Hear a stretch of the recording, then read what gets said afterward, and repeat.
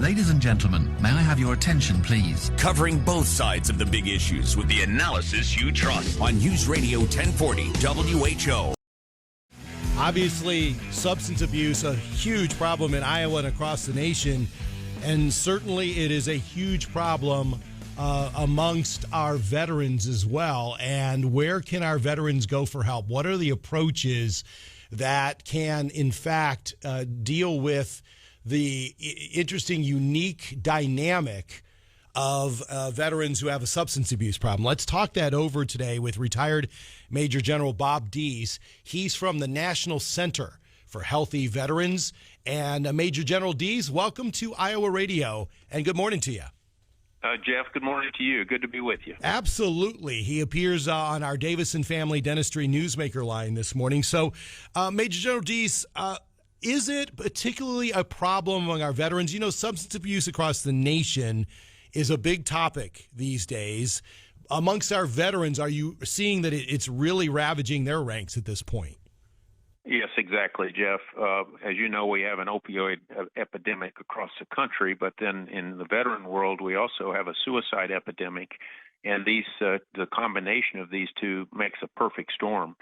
And some of the suicides are by opioid overdoses, but also the veterans have a lower illicit drug use, but they have higher prescription drug abuse. So they start self-medicating and trading this and that.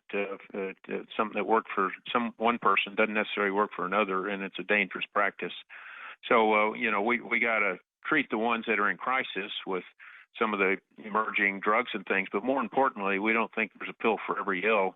What we do at the National Center for Healthy Veterans is preventative in nature, and also helps people recover, restore after they go through a drug crisis, an addiction crisis in their lives. Yeah, let's talk about that. Tell me about that particular program run through the National Center for Healthy Veterans. Yeah, well, we're pretty unique across the nation. There's a lot of outfits that do good work, but we're a 9-month residential program. And we really very intentionally, on a 339-acre beautiful Virginia countryside, we house them in tiny homes in community to defeat isolation, one of the primary causes of veteran suicide.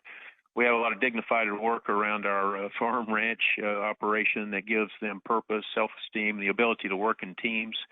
And then we have faith-based trauma recovery and life skills programs to help them with PTSD and traumatic brain injury and moral injury, and normal life skills such as emotional regulation, so that they understand how to operate well in society and in a business and things like that.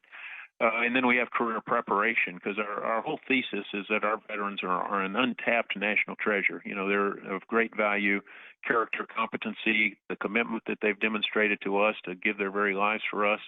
And so we want to get them healthy, get them back out on the street, and do good things for America as teachers, educators, businessmen, entrepreneurs in Iowa and every place else. So you did a great job there of describing some of the unique challenges in addressing veterans' needs. And I wonder where, for example, you were talking about, you talked about we not only have a drug problem, we have a suicide problem.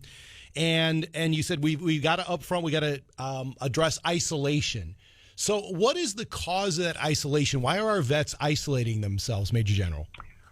Well, I hate to put it in this metaphor, but, a wounded animal usually goes off and hides somewhere. And if veterans are wounded, they're in physical pain, mental pain, emotional pain, or trauma, the natural human tendency is to isolate. And so that's what happens. And it's very critical for us and for America to help us find these veterans, bring them out of isolation, bring them into community. And we have a very intentional socialization process. A lot of times the veterans that come to us because of their war wounds or maybe family of origin wounds that were precipitated by their military training or combat, they'll come to us. They won't even be able to stand in a group of 3 or 4 people or look people in the eye. And so we bring them into community very intentionally. We have a community center where they cook all their meals together, take their classes together, even better internet in the community center. And that helps with the socialization process. And pretty soon once they start opening up, you can't shut them up, and that's a good thing when they really start, embracing the material we're giving them and growing before our very eyes. Retired Major General Bob Dees, he runs the National Center for Healthy Veterans, an interesting and unique approach to these suffering veterans, and really appreciate hearing about the program, Major General. Have a great weekend.